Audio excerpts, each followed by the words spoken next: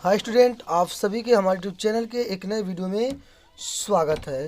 तो स्टूडेंट, आज के इस वीडियो में हम लोग बात करेंगे पॉलिटेक्निक एंट्रेंस एग्जाम 2024 का, जो हम लोग पढ़ेंगे केमिस्ट्री का चैप्टर नंबर 4, जिसका नाम है परमाणु परमाणु की संरचना।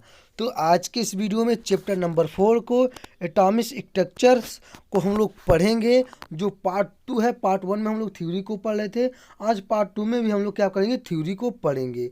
तो चलिए मेरे प्यारे साथी, मेरे प्यारे भाई, आप लोग अभी तक हमारे इस चैनल को सब्सक्राइब नहीं किए हैं तो चैनल को ज़रूर सब्सक्राइब कर लें और बेल आइकन को दबाकर नोटिफिकेशन को ऑन कर दें, क्योंकि आपको ऐसी पॉलिटेक्निक एंट्रेंस एग्जाम से कोई भी नोटिफिकेशन आए, सबसे पहले उसका नोटिफिकेशन आपके पास पहुंचे। और अगर आप लोग अभी तक हमारे टेलीग्राम चैनल और व्हाट्सएप ग्रुप में ज्वाइन नहीं हुए हैं तो जाके ज्वाइन हो जाए, जिसका लिंक मैं वीडियो के डिस्क्रिप्शन बॉक्स में दे दिया हूं। क्योंकि जैसे क्लास एंड होती है, क्लास की पीडीएफ आपको टेलीग्राम चैनल पे ही और व्हाट्सएप ग्रुप पे ही मिलता है। आप लोग व्हाट्सएप ग्रुप से कंटेक्ट भी मुझसे कर सकते हैं। अगर आपको कोई डाउट या दिक्कत रहता है तो आप बात भी कर सकते हैं। तो स्टूडेंट, चलिए हम लोग अब वीडियो को अब बिना लेट किए है स्टार्ट करते हैं। स्टूडेंट, वीडियो को स्टार्ट करने से पहले एक बार आप लोग वीडियो को लाइक और वीडियो को शेयर कर दीजिए। अभी तक वीडियो को शेयर नहीं किए हैं तो वीडियो को लाइक और शेयर कर दीजिए। तो चलिए हम लोग चलते हैं। स्टूडेंट, आज की जो हमारी थ्योरी है, जैसे कि हम लोग थ्योरी में पढ़े थे, न्यूट्रॉन तक हम लोग पढ़ चुके थे। आज के इस पार्ट में हम लोग कैथोड तथा कैथोड तथा एनोड कीड़े को हम लोग पढ़ेंगे। तो चलिए हम लोग अब वीडियो को बिना लेट किए स्टार्ट करते हैं। तो देखिए, सबसे पहले कैथोड किरणें होती क्या है, कैथोड किरणों के कार्य क्या है, इस पे आप लोग ध्यान देंगे।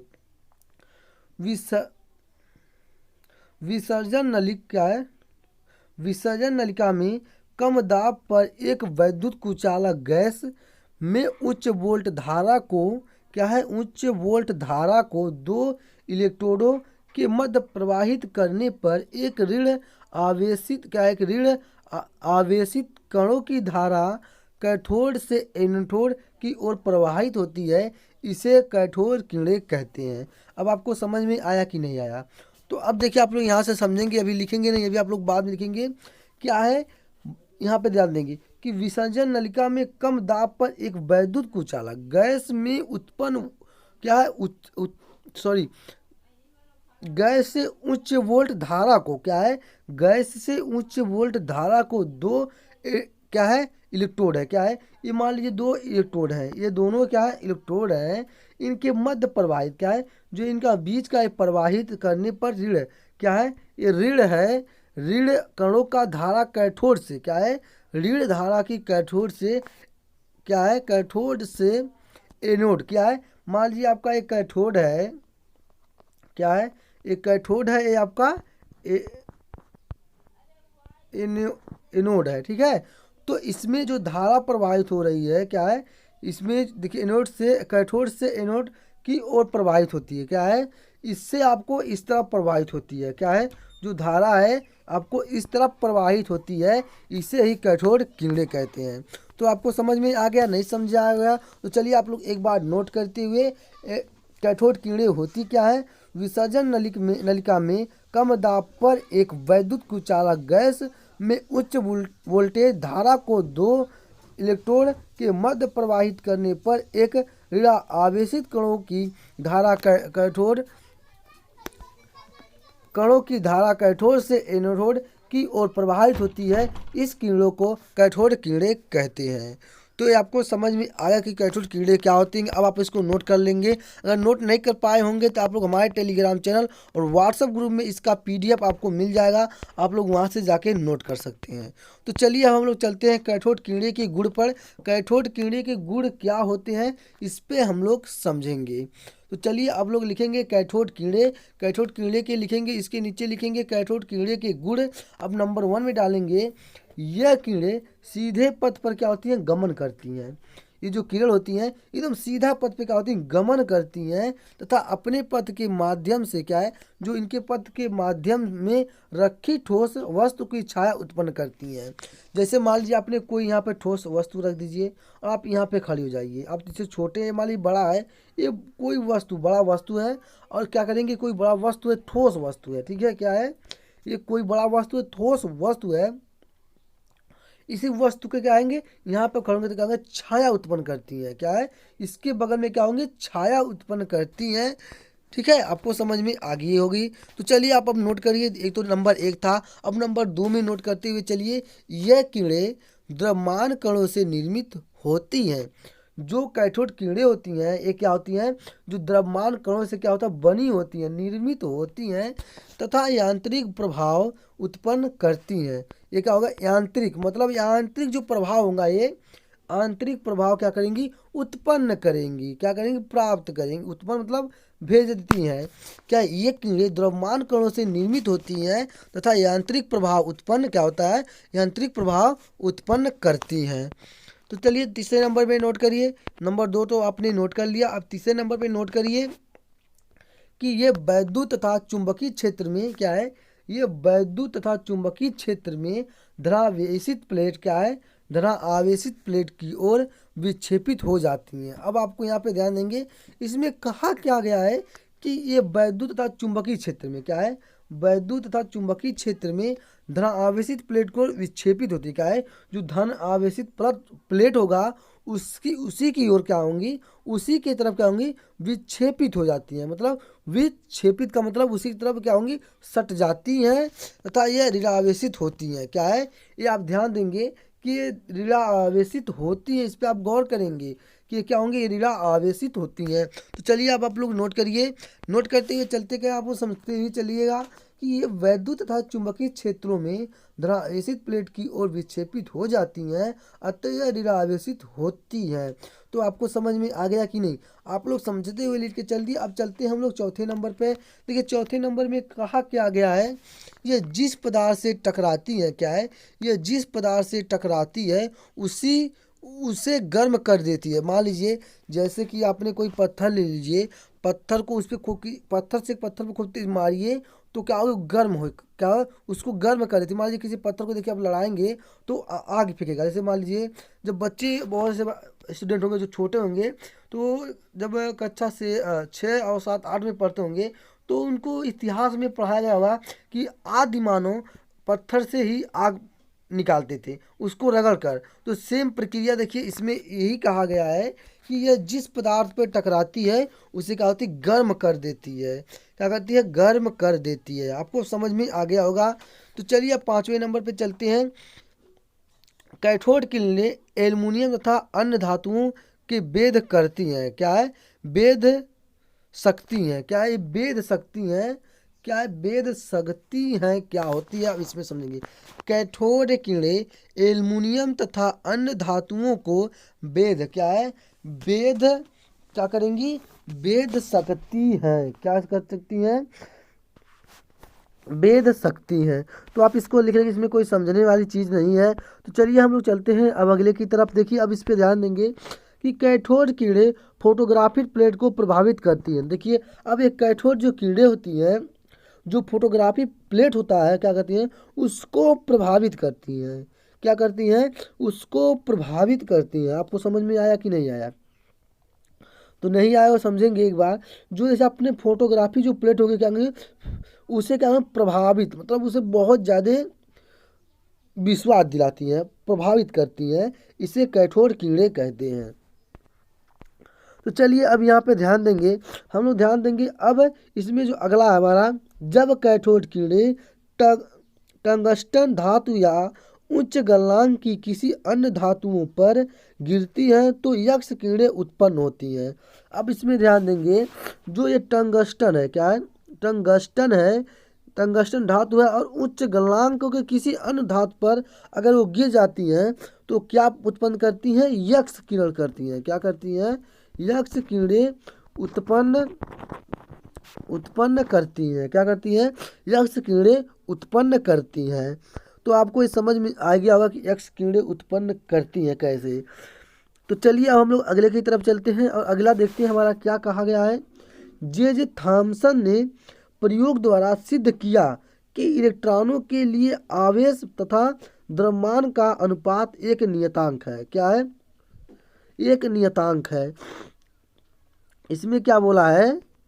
इसमें देखिए कहा यह है कि जे थॉमसन ने प्रयोग द्वारा सिद्ध किया कि इलेक्ट्रॉनों के लिए आवेश तथा द्रव्यमान का अनुपात एक नियतांक है। जो वैज्ञानिक जे थॉमसन ने वो अपने प्रयोगों के द्वारा सिद्ध कर दिया। क्या है? सिद्ध कर दिए हैं कि इलेक्ट्रॉन के लिए आवेश तथा द्रव्यमान का अनुपात क्या होता है? एक नियतांक होता है। मात्र क्या होगा? इलेक्ट्रॉन और द्रव्यमान का अनुपात क्या होगा? एक नियतांक होगा। क्या होगा? एक नियतांक होगा। ठीक है, क्या होगा? एक नियतांक होगा। तो हम लोग की क्या थी? हम लोग को कैथोड किरणों की गुण में हमने क्या किया? हमने पढ़ चुका। क्या है? कैथोड किरणों की गुण हमने पढ़ चुका। टोटल 8 गुण थे, हमने 8 गुण को पढ़ चुका। अब पढ़ेंगे एनोड किरणें होती क्या है। क्या है? एनोड किरणें होती क्या है।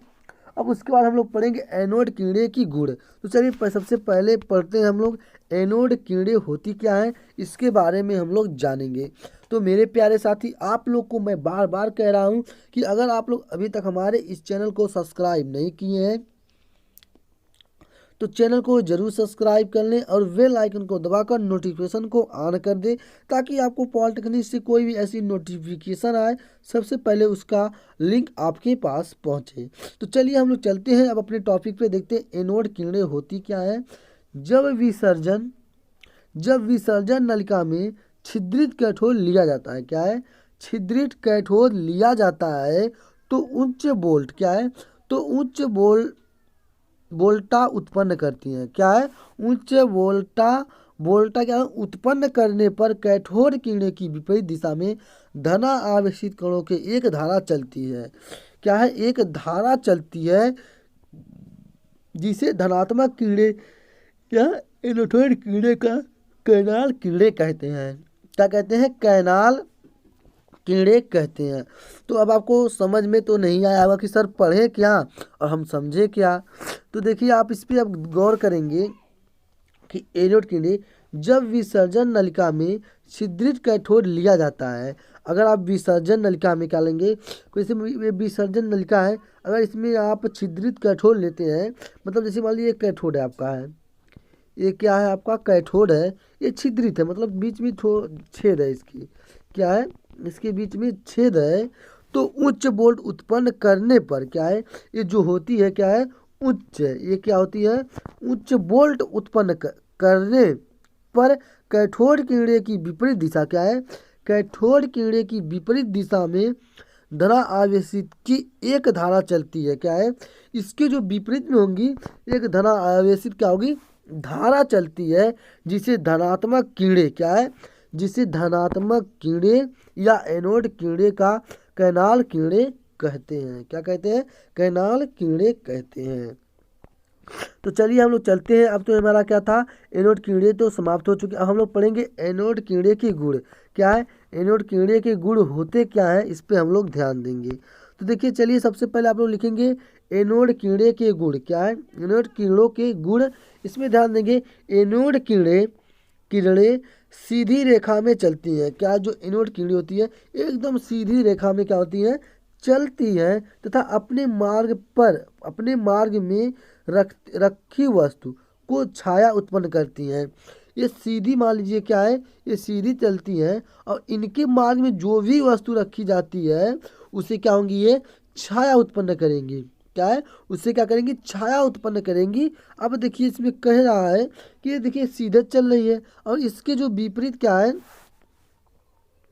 जो इसके मार्ग में रखी वस्तु है उसे ये अपनी जो छाया होती है क्या करती है?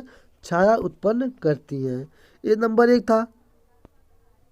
अब नंबर 2 में देखेंगे कि नंबर 2 में क्या कहा? विद्युत एक चुंबकीय क्षेत्र में क्या है? विद्युत एक चुंबकीय क्षेत्र में यह किरणें ऋण आवेशी सिरे की क्या? ऋण आवेशी सिरे की ओर विक्षेपित हो जाती है। क्या है? विक्षेपित हो जाती है, जिससे यह सिद्ध होता है कि इनके कण धनावेशित होते हैं। क्या है, इनके जो कण होते हैं क्या होते हैं, धनावेशित होते हैं। इस पे आप लोग ध्यान देंगे। क्या है, विद्युत विद्युत एवं चुंबकीय क्षेत्र में यह किरणें या आवेशित सिरे की ओर विक्षेपित हो जाती हैं, जिसे यह सिद्ध होता है कि इनके कण धना आवेशित होते हैं। क्या है, जो इनके कण होते हैं क्या होते हैं, धना आवेशित होते हैं। अब आगे देखेंगे अगला नंबर 3, एनोड किरणें भी अपने पथ में रखी पहियों को घुमा देती हैं। जो एनोड किरणें होती हैं, जो इनके पथ में रखी पहिए होती हैं, क्या होती हैं, इनको इस तरह घुमा देती हैं। क्या है, इनको घुमा देती हैं तथा गर्म कर देती हैं। क्या है, और इसमें ध्यान देंगे कि उसको क्या करती हैं, उसको गर्म कर देती हैं। जैसे मान लीजिए इसको घुमाती हैं तो उसी के साथ साथ इसको क्या, इस पहियों को भी वो गर्म कर देती हैं। क्या है, वो गर्म मतलब हीट कर देती हैं। क्या कर देती हैं, गर्म कर देती हैं। तो चलिए अब हम देखते हैं चौथा नंबर क्या कहा है। चौथे नंबर पे आप लोग गौर करेंगे। चौथे नंबर में कहा गया इन किरणों का आवेश द्रव्यमान अनुपात E/m विसर्जन क्या है, E/m विसर्जन में ली गई क्या है, E/9 विसर्जन में ली गई विभिन्न गैसों के लिए भिन्न भिन्न होती हैं। क्या है, हर गैसों के लिए ये क्या होंगी, विभिन्न गैसें के लिए भिन्न भिन्न क्या होंगी, भिन्न भिन्न मतलब अलग अलग होती हैं। क्या होती हैं, अलग अलग होती हैं। तो चलिए अब आप लोग नोट करिए नंबर कितना है, आप लोग बताएंगे कौन सा नंबर है, 5वां नंबर को नोट करिए। इन किरणों के लिए आवेश द्रव्यमान अनुपात इलेक्ट्रॉनों से कम होता है। क्या है, इन किरणों के लिए क्या है, इन किरणों के लिए आवेश द्रव्यमान अनुपात इलेक्ट्रॉनों से क्या होता है, कम होता है। ई बटे क्या है, E/m बराबर क्या है, E/m बराबर क्या होगा, E/m बराबर 9.579 × 10⁻⁴ गुलाम ग्राम होता है। क्या होता है, 4 गुलाम होता है। इसको आप नोट कर लेंगे। तो चलिए हम लोग चलते हैं रदरफोर्ड की नाभिकीय परमाणु प्रारूप। क्या है, हम लोग अब पढ़ेंगे रदरफोर्ड का नाभिकीय परमाणु प्रारूप। क्या पढ़ेंगे हम लोग, प्रारूप पढ़ेंगे। तो देखिए रदरफोर्ड के नाभिकीय परमाणु का प्रारूप जो होता है, इस पे आप लोग ध्यान देंगे। क्या है, इस पे आप लोग गौर करेंगे। तो देखिए इसमें जो कहा गया है,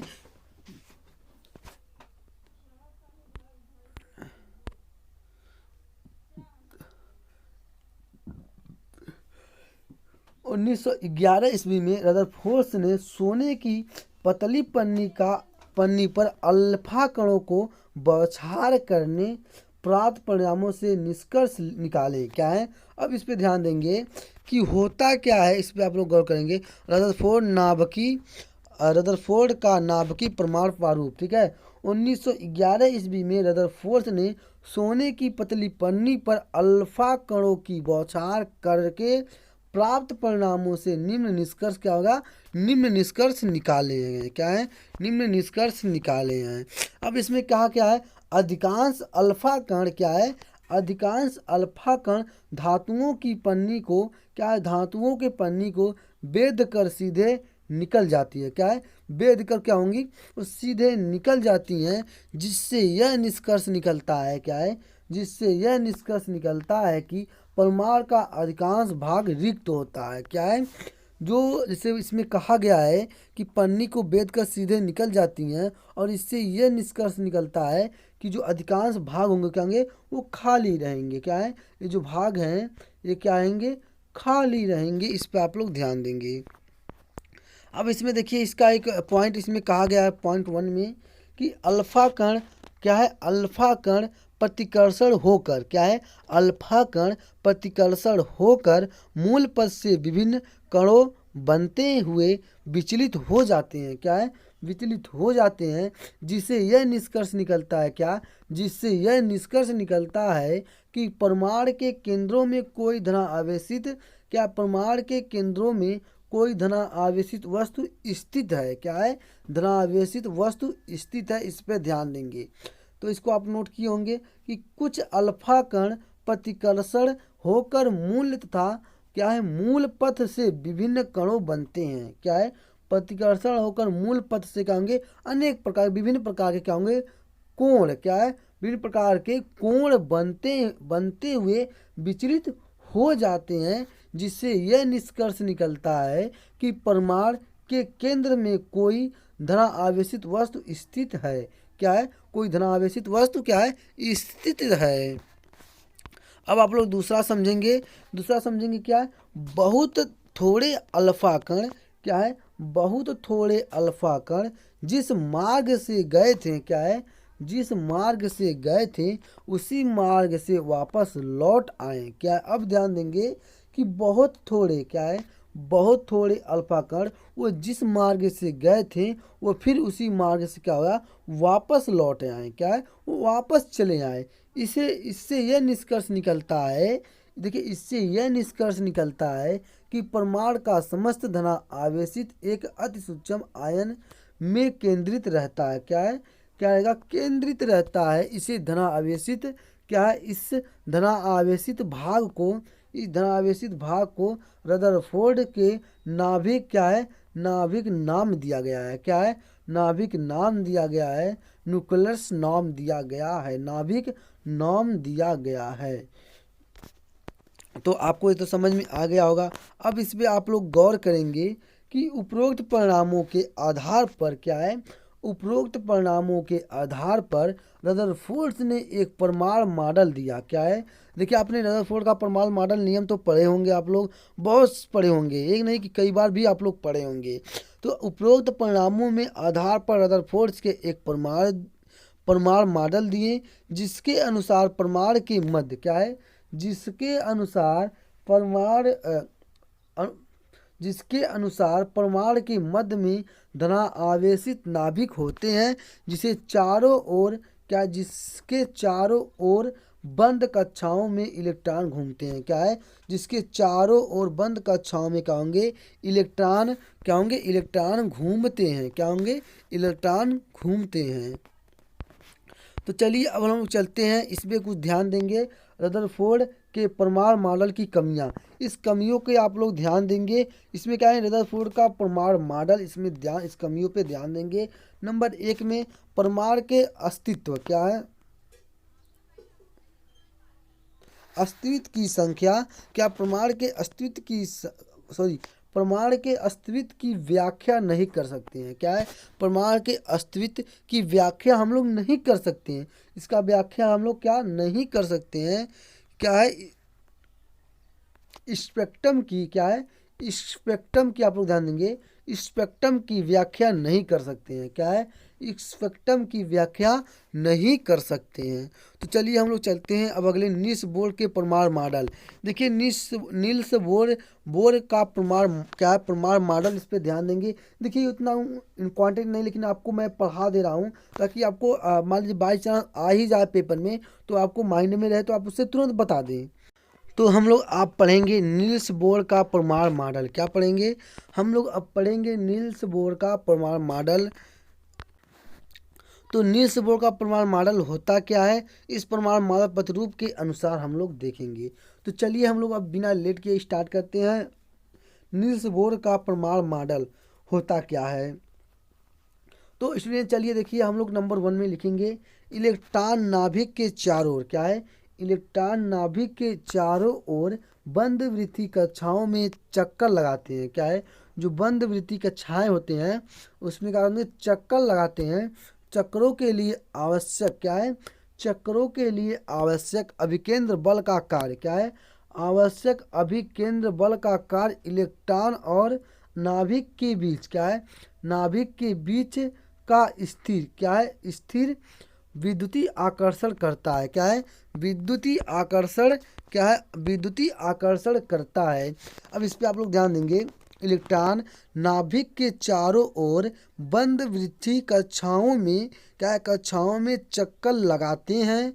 चक्रों के लिए आवश्यक अभिकेंद्र बल का कार्य इलेक्ट्रॉन और नाभिक के बीच का स्थिर विद्युतीय आकर्षण करता है। क्या, विद्युतीय आकर्षण करता है। ये तो नंबर 1 था। मैं आपको बता दिया हूँ कि ये जो इतना इम्पोर्टेंट नहीं है, ये जो मेरा नील्स बोर प्रमाण मॉडल है इतना इम्पोर्टेंट नहीं है, लेकिन आप अगर माइंड में सेट किए रहेंगे तो आपको मान लीजिए बाई चांस कभी पूछ ही दिया तो आप उसे तुरंत बता दें कि सर तो बताए थे, लाओ हम भी इसको बता देते हैं। तो चलिए हम लोग चलते हैं अब अगले की तरफ। दूसरे नंबर पे इलेक्ट्रॉन केवल कुछ निश्चित कक्षाओं में, क्या है, जो इलेक्ट्रॉन होते हैं वो निश्चित किसी कक्षाओं में ही चक्कर लगाते हैं, क्या है, वो निश्चित होते हैं, कुछ ही कक्षाओं में क्या होंगे, चक्कर लगाते हैं। इन कक्षाओं की त्रिज्या क्या है, इन कक्षाओं की त्रिज्या निश्चित होती है।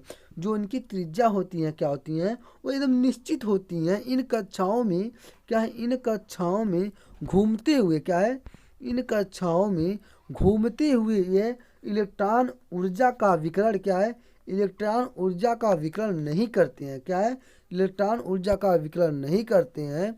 इन कक्षाओं को क्या है, इन कक्षाओं को स्थिर कक्षा, क्या है, इन कक्षाओं को स्थिर कक्षा या ऊर्जा का क्या है, ऊर्जा का स्तर कहते हैं। क्या कहते हैं, ऊर्जा का स्तर कहते हैं। स्टोनोलॉजी ऑर्बिट क्या है, और एनर्जी लेवल्स कहते हैं।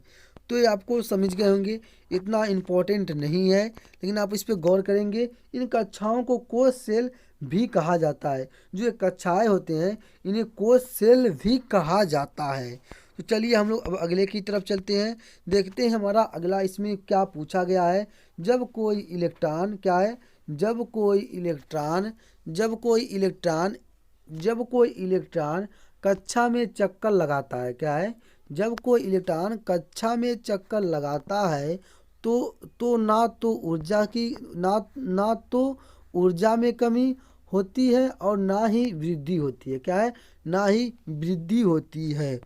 आपको समझ में आया कि नहीं आया? देखिए, जब कोई इलेक्ट्रॉन कक्षा में चक्कर लगाता है तो ना तो ऊर्जा में कमी होती है और ना ही वृद्धि होती है। ध्यान, जब इलेक्ट्रॉन किसी कक्षा में चक्कर लगाएगा ना तो ऊर्जा की कमी होगी ना तो ऊर्जा की वृद्धि होगी, इसमें कहा है।